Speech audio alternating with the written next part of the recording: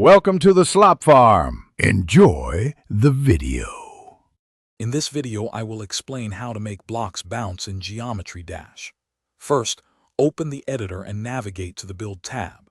Select either a yellow or pink jump pad from the available objects. Place this pad directly onto or beneath the block you want to make bouncy. You can then resize and rotate the pad using the edit tools to perfectly integrate it into your level. This simple action will give your player character an immediate vertical boost upon contact.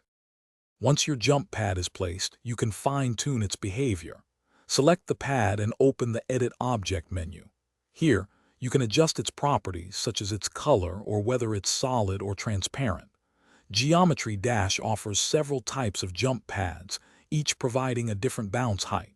For instance, a yellow pad gives a standard jump, while a pink pad offers a much higher bounce. Experiment with these to achieve your desired level of verticality. Beyond basic jumps, bounce pads unlock many creative possibilities. Try placing pads on moving blocks or platforms to create dynamic, unpredictable jumps.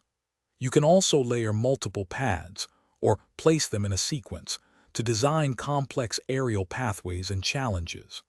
Consider using them to guide players over obstacles or through tight spaces, adding a strategic element to your level design. The key is to think about how the bounce interacts with other elements.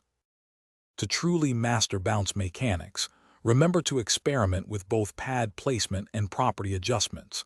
Think about how different pad types affect player momentum and level flow.